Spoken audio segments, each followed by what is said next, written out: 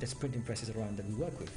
If there's something that we can provide that they can't do, we're more than happy to work together with them, because I think, competition has to be healthy. Now, there's a difference when competition becomes negative and you're not working together. Nobody gets anywhere. This is where the Senegalese country has taken advantage of us.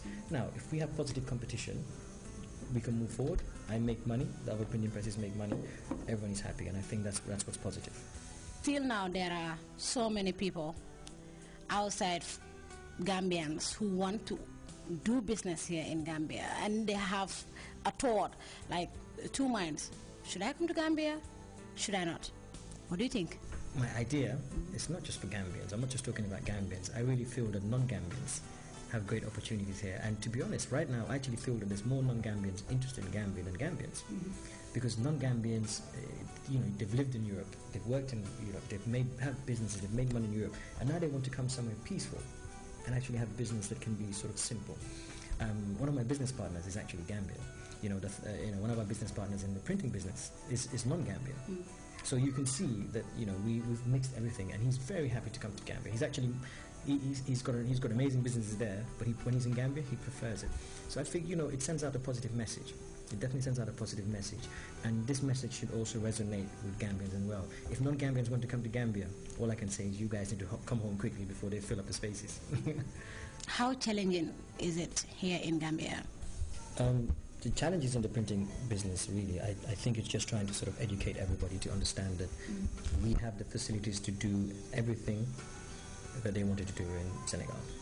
We can do it here, and I think that's the main thing, because nobody seems to believe we have these facilities. You actually have to come and see it to understand it. You see the machine, it's huge, it's amazing, the building, all our facilities, our staff. So, that's the hard bit, to believe in us that we can do here, we can deliver the quality. You've seen our magazine, Adrenaline. It's, everybody's like, wow. So I think that's the main challenge. And the second challenge really is to just grow this into a big business. Beyond the normal mentality of, okay, we're making money, let's stop here. I want to grow it into something that makes a difference.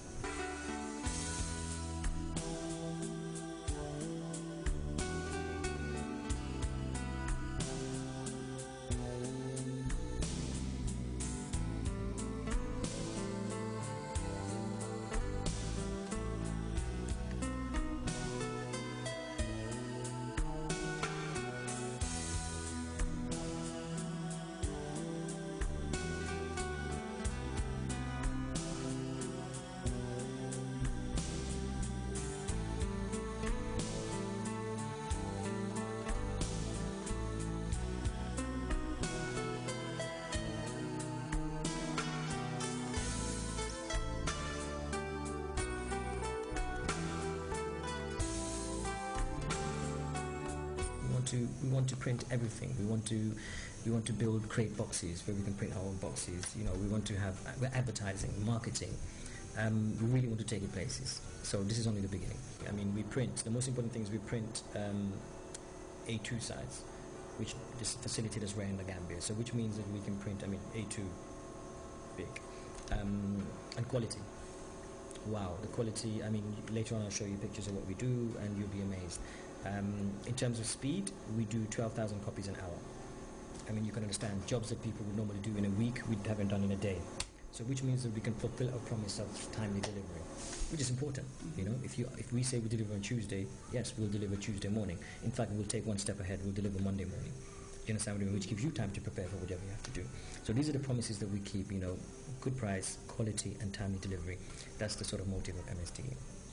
You said you have a partner who lives in Europe. Or what do you think a person should take or plan himself before go into a partnership in a business? Firstly, I think it's important you need to know who you're doing business with. You need to know them. You need to know where they're from, what they're about, their financial status, and their personal understanding of what they do. Because I think in Gambia, people get excited, they jump into a relationship, and they realize, okay, he doesn't know what he's talking about, he doesn't have any money, he doesn't even have the experience. It's like they don't do their homework properly. Thank you. You need to do your homework, and you need to have a good relationship with someone to work with him. I'm lucky I work with my uncle Motso, and we work together every day. Right? Now, if I don't have a good relationship with him, I can't work with him every day. We make business decisions together. Sometimes things are wrong, things are right, but we do everything together. And I think it's important that you need to do your homework, and you need to take it seriously. We have a full company setup. It's a limited company. We have shareholders agreements. Everything is documented. Who does what, who gets what, who does this. It's important because when things go wrong, you know where to fall back to. It's important. It has to be done seriously. What are your last words? Invest in Gambia. Well, that does it for the breakfast show, the rendezvous show. I won't say the breakfast show, but I will say the rendezvous segment. Well, thank you for coming. I'm really excited. You know.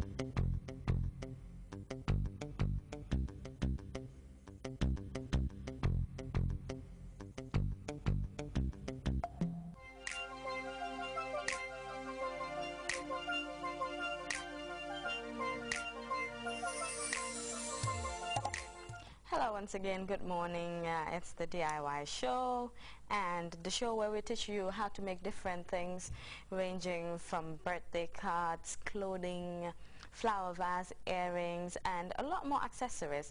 But this time we're going different. As I said, we have lots of occasions coming up. Christmas is around the corner, New Year's around the corner. Every month or every week, every other day, it's a friend's birthday, it's an aunt's birthday. So we want to encourage people to spend less, get cards, try and learn how to make cards on your own. So on this show today, I'm going to teach you how to make a basic simple card. It depends on you. You can decide to do a birthday card, a wedding card, but we'll give you tips on how to do this. Now, first of all, on the show, I'll show you what are the materials that you'll need to do what we'll be doing on the show. And most important, you'll need paper. This is a decorated paper, and you've got gold on it. If you find it difficult to find this kind of paper anywhere around, what you can do is just get a plain sheet of paper.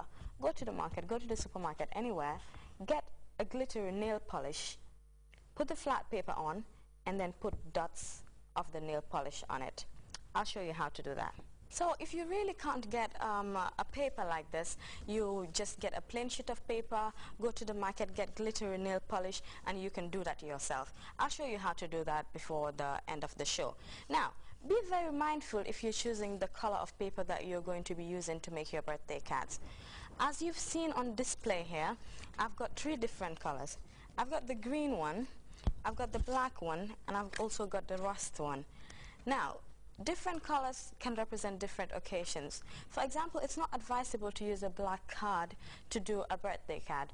But if it's more or less like a condolence card, then you might want to use a black card.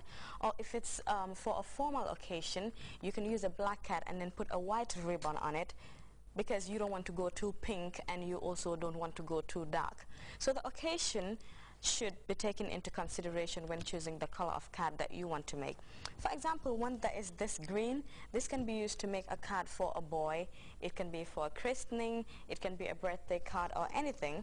And this kind of color you can use, no offense to the grandmothers, I love you so much, but you can use this kind of card to make a card for your grandmother or your granddad, because the color is not too kiddie, and then it's also not too over the top.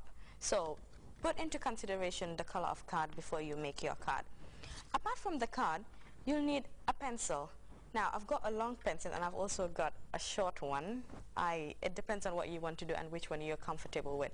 But the pencil is important because when you want to do your writing, it's always good to use a pencil first, do the sketch, decide if that's the right design you want to use or not before you actually use a marker or a calligraphy pen to do the final impression on the card, because you don't want to, if you use ink, then that means you can't erase it, and that's going to be a waste of paper because you'll need to start all over again. So always use a pencil first, do a sketch, and then do a trace and do the finish up with an ink.